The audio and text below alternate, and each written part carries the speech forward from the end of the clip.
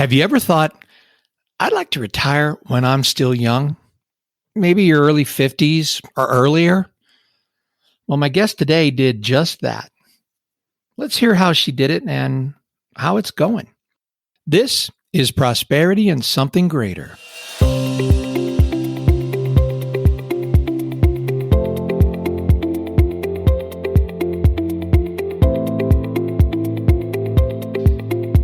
My guest today is Dr. Marybeth Crane. She's a recently retired podiatrist who practiced in Grapevine and Keller, Texas.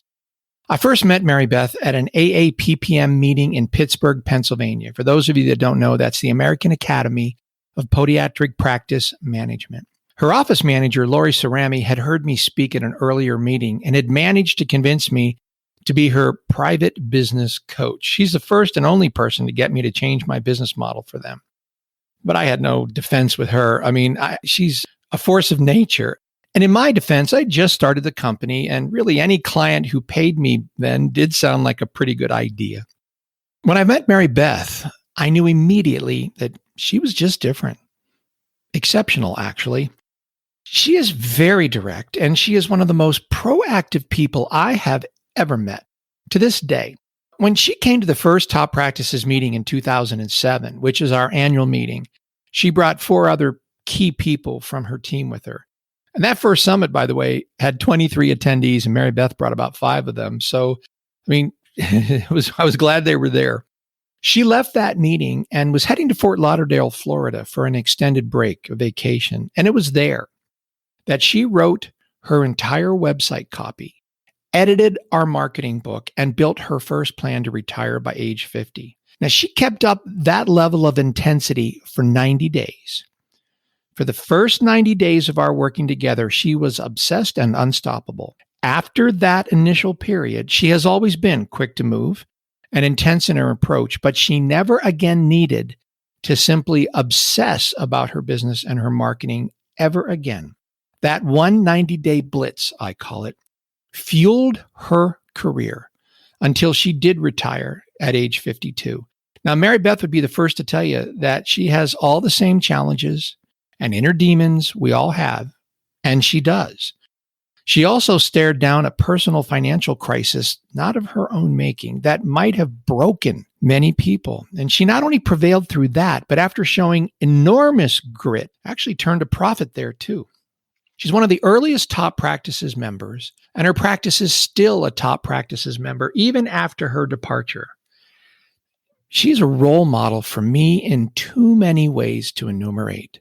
I can't wait for you to meet my friend, Dr. Marybeth Crane.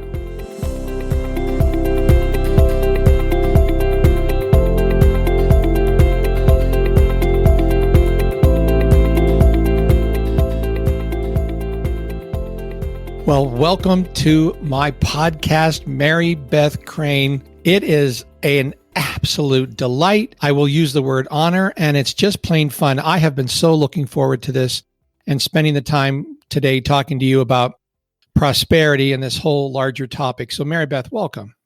Thank you for having me. You know, in the introduction, I talked a little bit about how you and I met back at that AAPPM meeting all those years ago, and how Lori Cerami, your crackerjack office manager, then administrator, accosted me and said, "You're going to be my private coach." And I said, "I don't do that." And she said, "Maybe you need to rethink that." And I did. And how, we worked together for 14 years. And as you've now achieved, one of those goals we talked about so many years ago, and that is you've retired and are and really living at the moment some of what we're going to talk about today, which is, prosperity and how it affects things. So just a quick question. How's retirement going? You're 29 days into it. I highly recommend it. I feel about 15 years younger. That's great. I like that. That's good. I highly recommend it. I always wonder, I marvel at people that say, "Oh, I could never retire. I would be so bored." And I think I would never be bored.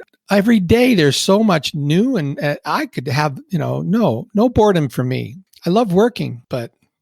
I loved working, but after a while it just kind of wears on you, and ditching the 9 to 5 has been amazing. I have something to do every single day. I have the freedom to do what I want, when I want, with who I want. I can sleep until 9 in the morning if I want to, or I can get up at 5 o'clock in the morning and go running. It's really my choice. And it's that freedom. It's that, I don't know, it's just, it lightens your soul. Well, let's just jump into that then. So for you now, I mean, you've been thinking about this, studying this. So one of the things I've loved about watching your whole career is you have such a bias towards action. You just get it done. So here you are. How would you define prosperity for you? For me, it is financial freedom, knowing where your true north is, where your real purpose is in life, and then being able to actually go towards it on your terms.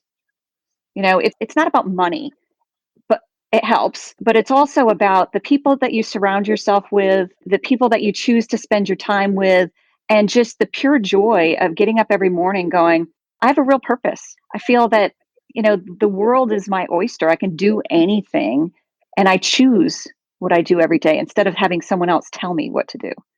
So maybe the real world is freedom. Maybe that's what prosperity means. It's interesting. This is our second season of this podcast. And when I first started it, I was really talking about what is prosperity. And I was trying to understand the word. I named my book Podiatry Prosperity, and I got interested in the word. It's a slippery word, a really slippery word. And the journey of the first season, at the end of it, it had really, the word freedom was very much a part of what the journey is for a lot of people. And I know it certainly is for you. And, and happiness, right? I mean, happiness. And when you think about that word happiness, what pops into your mind? Happiness is love and joy, just lightheartedness. I don't know. You're not constrained by anything. So as I said, prosperity is freedom, but I think happiness is just, feeling like you have a real purpose.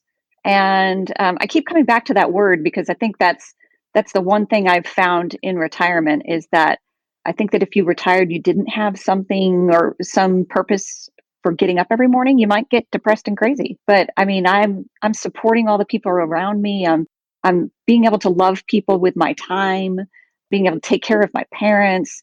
And all of that makes me happy, giving back to others, but giving back to the people who mean the most to me.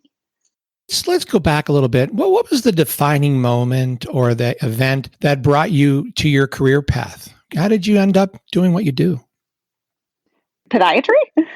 Yeah, Actually, as it's kind of funny. Bruce Werber, who I think you've met 1,000 sure. years ago, I was in his office and I was a athletic training intern. And he was just really curious about what my grades were, what I wanted to do. And literally, he didn't believe me when I told him what my grades were. And I literally the next day brought in my transcript. And he made a few phone calls and he's like, I really think you should think about going into podiatry. I'm like, oh, I'll never get in.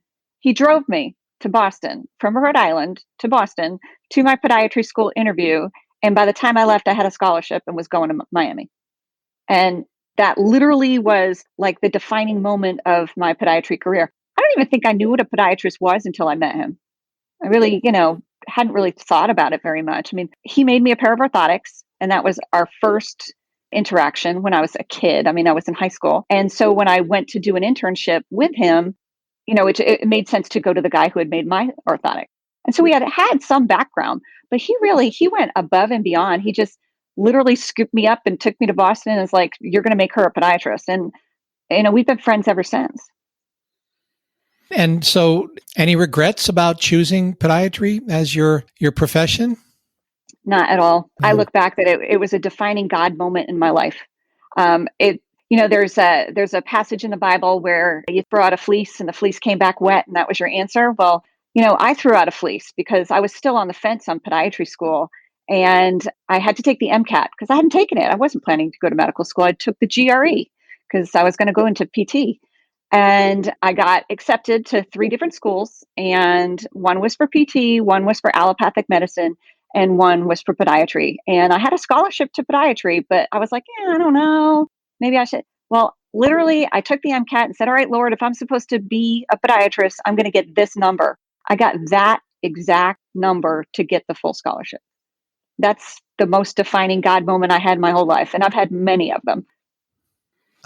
I love that story. And of course, I've watched you over all the years, and you really specialized in and had a great interest in working with runners, competitive, serious runners. I mean, you had a full service practice, actually a very large multi-doctor, multi-office practice, but you always enjoyed the runners. Yeah, I mean, I'm the run doc. And I mean, that's even my license plate is run doc. And the reason why is because I've been running since 1979. I mean, my first race was July 4th, 1979. That was a very long time ago. And no, I did not start at 2, but no, I was -10. But because running was my whole life for so many years, it just made sense because runners want to go to somebody, especially people who are not just dabbling in running, people who are competitive want to go to somebody who understands what their goals are and how to get there, but can also talk them off the ledge when they get hurt and can sit back and go, yeah, I understand. I've been there and you just got to do this, this, and this, and you'll be better and put together a program to get them back to their goals. Or runners talk runner ease and I understand it. And so it kind of made my hobby into my job. And what better can you have? I still have people. I mean, I've only been retired a month, but I still have people calling me going, are you sure I can't just come over your house or your backyard? I give them advice and then I send them on to Dr. Pruner, who's my replacement. That's great. And she's awesome, by the way. I've actually had a chance to speak with her several times.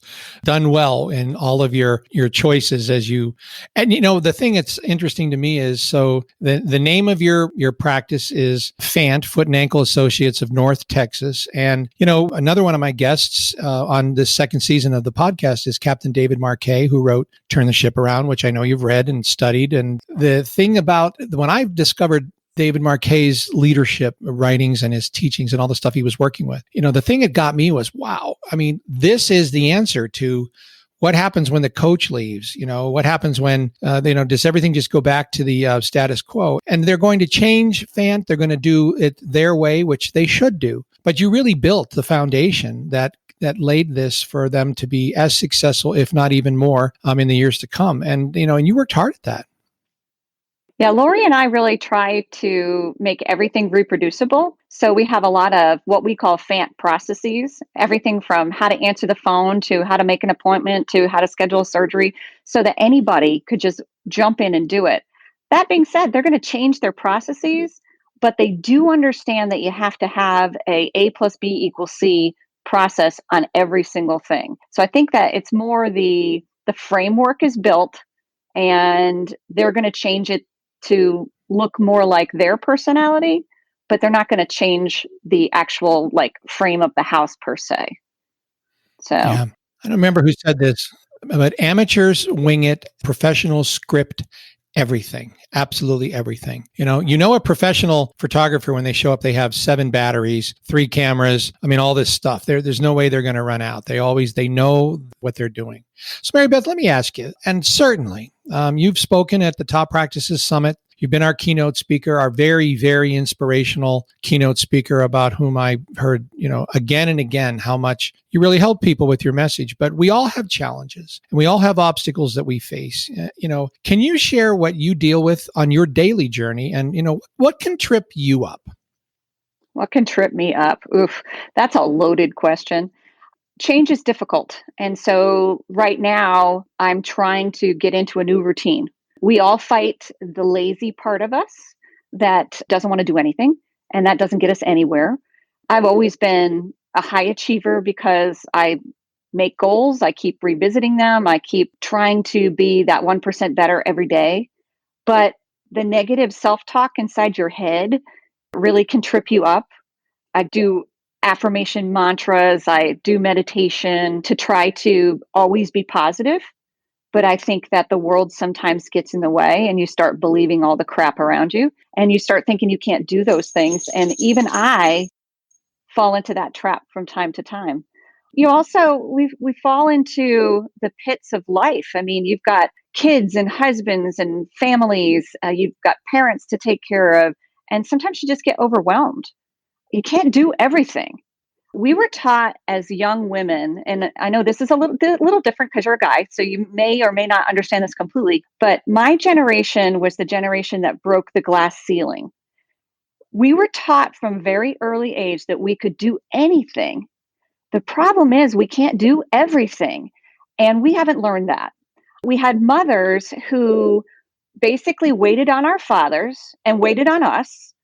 And now we're expected to bring home the bacon, fry it up in the pan, serve it to your family, wash the pan, put the pan away, do homework with the kids, do a load of laundry, put the kids to bed, give your husband a whiskey and maybe a little something, something, go to bed and do it again the next day. And if that doesn't sound like exhaustion, then you haven't lived that life. And it's doable for a time, but it's not doable forever. And the stress of trying to keep up that facade will break you down into a million pieces. I'm probably one of the stronger women that I know.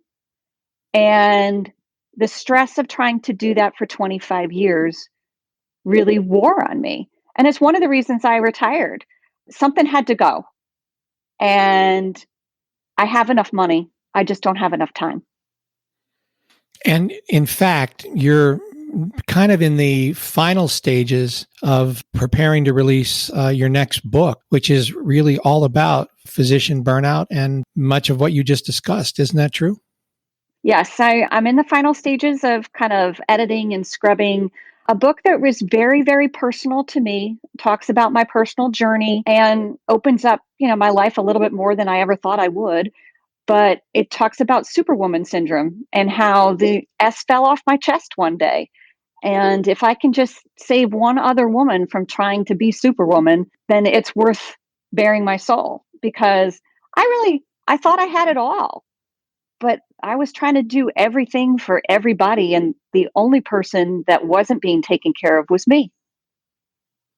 Yeah. Well, so what would you say is the top strategy? If you have to just pick one, the top strategy that you use to keep you heading in the right direction and not slipping back into some of those old habits, patterns? I do lots of time blocking. My day is literally blocked out of ahead of time. But of course, things happen. But I make sure that there's time for exercise, that there's time for meditation, there's time for my journaling, there's time for just resting. And I put time blocks in there for other people, but I try to keep them. Like I had a time block for you today. And as soon as I'm done with you, I'm going to go jump in the pool and go swim 1,500 meters with Lori Cerami. So that's my exercise for today. But I really do think that when I look back, the goal setting that you do on a daily basis, on a yearly basis, on a, annual kind of thing is important, but you literally have to do it for every day. And it's not a to-do list. It's more of a suggestions and making appointments with yourself. But you've got to make the appointments for things like exercise is huge on my list, but eating correctly. I do a lot of meal planning so that I know what I'm eating all week. I cook a ton of stuff on Sunday and then everything's done for the week. And even as a retiree, I'm still doing the same thing because it keeps me on a systematic way of kind of keeping the course. Time blocking is the most correlated with success and really getting this stuff done, habit or strategy that there is. All of the great authors that we read, The Slight Edge, the 12-week year, the one thing on and on and on, essentialism, it all comes back to managing your time blocks and protecting your nights and protecting your weekends. So Marybeth, the people listening to this podcast, they're interested. They're working on this themselves. They're trying to achieve their own version of prosperity for them. What advice would you share with them? Number one is that nothing happens overnight. So you make your goals, you break them up into small segments, and you just keep working on them and just keep moving forward. Even if you're only making baby steps forward, you're still moving forward. Number two is believe in yourself and in the fact that you can do it, because so many people give up right before. I mean, we've all seen the comic strip where the guy is chipping away, chipping away, chipping away, and he gives up just before he hit the pot of gold. Many people give up on their dreams and give up on their goals just before they're going to achieve what they want. And number three is really spend some time with yourself, meaning that do some not only self-love, but self-introspection. What do you want? Not what does your husband want, your children want, your parents programmed you to want. society wants. What do you want? What is the most important thing for you? Because we're all different and we all define success differently. Some people want $1 bazillion. Well, why do you want $1 bazillion? What are you going to do with it? Tell me what you really want. Do you want the freedom to travel?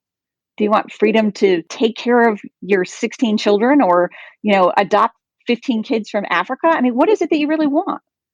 And then make a goal and do it. Because so many people spend their lives just spinning. Don't just exist, live. I'm going to add a number 4 because I learned this from you, and certainly by watching you all these years, and you personally take an interest in me and my own health. But you've said, and they said it on a stage at Top Practices Summit, exercise is the best drug that there is. And I've heard you say that. I know I've heard you say it for so long, and thinking, yeah, but I don't like to exercise, and I don't like to get up in the morning and walk. Actually, I was just on my walk every morning now. I get up and walk. And I had said that to a friend of mine I was on the phone with. I said, Marybeth Crane says exercise is the best drug there is. And I have to tell you, thank you. Because when you've got your blood pumping and you're just doing your routine and you don't stop with that, I can't tell you the stamina. It's just been wonderful. So that's number 4 I got to stick in there because I learned that from you. I absolutely will agree with you as well. One thing that I tell people to do is when you don't want to exercise, just do it for 15 minutes. Just tell yourself, I'm going to walk around the block. I'm just going to go 15 minutes. Well, 15 minutes becomes 30 minutes, becomes 45 minutes, becomes an hour because you're enjoying yourself. And pick something that you don't hate. Right. For example, my husband hates swimming. Well, he did one triathlon and literally I thought he was going to drown doing it. It was pretty funny, actually. I'm like, don't do that. But he tried yoga and he found he likes it. And we actually put a little space heater during this pandemic up in our movie room and put the Peloton app, which has yoga classes, up on the big screen TV. And here we are looking like complete idiots in our movie room doing yoga. Neither one of us is any good at it, but we're doing it. And he loves it. 10 years ago, he would have been like, not a chance. Find what you like. That's so true. And these push-ups I'm doing, I mean, they're easy to do. And, I started out only being able to do 7 in a clip, and now I'm doing 100 every day. It took me about 5 months to get there. Marybeth, I got a question for you. It's my fun question. Okay. If you were a toy, any toy at all, what toy would you be and why? Ooh, that's a tough one. If I were a toy, what toy would I be? You know what? I'd be Lego. Ah. You know why? Because Lego can be put into so many different things and can be enjoyed by everybody and is always useful. And when in doubt, it's always a great way to decide that you have to wear shoes in the house. Because if you step on a piece of but no, Advice from Lego a is so podiatrist. fun. Yeah. Oh, that's funny. Oh, that's good. Hey, Lego's a popular answer too, I think, because it can become anything, and it's building and creating. So I think that's great. One last question for you. What is one book you would recommend that we should all be reading? There's so many good books out there. Right now I am actually reading a book called Grit by Angela Duckworthy. I think it's Duckworthy. It's Grit. And I think that it is so necessary for everyone to read because what it shows you is that you don't have to be a rock star. You don't have to be the most brilliant person in the world, that you will make it and you will be successful if you do the work and you have the fortitude to keep pushing the snowball uphill. Hard work beats talent every single day when talent doesn't work hard. And she does a grit scale. And her grit scale basically shows you whether or not you're going to be successful. And you take the grit scale at the beginning of the book. And I'm actually pretty gritty, which I would have guessed that, but Yeah, me too. yeah. But you take the grit scale, and then she basically walks you through how to increase your grit if you didn't scale as well as you thought you were, and exercises to get more gritty and to think about it. And one of the things she did and showed in the book is that it's very difficult for West Point to decide why 20% of their freshman class drops out every year. Because they do all of they screen thousands and thousands of people and pick this class. And you would think that these are like the grittiest people there are, but a lot of them aren't. They're just super smart and they've really succeeded. And a lot of people don't have to, especially in high school, work that hard to be that good because they're just naturally talented. But she gives them the grit scale and she can actually predict pretty well who's going to stay and who's going to go. And if we could just all work on our grit, we'd all be a lot more successful, because I think that's the one thing. I am the dumbest kid in my family. When you're given the IQ test in second grade, my sister and brother, I have an older sister and a younger brother, my sister and brother both scored higher than me, but yet I'm the most successful kid in the family. And I really think it comes down to grit. Of course, I also think you should all read, Think and Grow Rich and How to Make Friends and Influence People. I could not agree with you more. And that's wonderful. And I have not read that book. It's pretty new, right? Yeah, it's relatively new. Yeah. Sideways might have heard of it, but now it's going to be, by the way, that's a habit I have. When anybody recommends any book to me, I just get it, because so many wonderful things that have changed me, turned me into a different person. When you read somebody else's book, you're masterminding with that person and it's as if they're with you. And so that sounds like a winner. So thank you for that recommendation a lot. Marybeth, I don't want to keep you from swimming with your lifelong friend here of Lori and getting your exercise in for the day. So I am going to let you go, but I just have to tell you, first of all, congratulations. You're one of the first Top Practices members. Your podiatry practice joined Top Practices in the very beginning months of when I built my company. And over the years, you succeeding in the way that you did was so inspirational to so many people. And, I attribute some of the success of my company to the example that you always set. You've done so much for so many people, and you're just getting started. I can't wait to see, what Marybeth, 2.0 is going to turn into and all that you're going to do. I can't wait to read your book. And I can't wait till you and Art, we're all clear. We get the green light and you guys can come out here and we can have cocktails in the pool and do it all over again. So I can't wait to see you guys. Absolutely. And I have to add, we were putting 1, 2, 3, 4, 5, things we need to do. Number 5, read something every day. Every day. Just read. That's right. Because, man, you can learn so much from so many people. And over the years, the books that we've read in our mastermind have changed all of us. So thank you so much for having me. Oh, it's my pleasure. Thank you for taking the time from your very busy schedule now. And I do appreciate it so much. All right. Thanks, Marybeth. I'll talk to you soon. Absolutely. The freedom to live your life your way on your terms. It's exactly how I've defined success for years myself. How are you doing on your journey? How serious are you about your goals? How much do you value waking up in the morning? Let me know what you think. You can send me an email at rem@toppractices.com.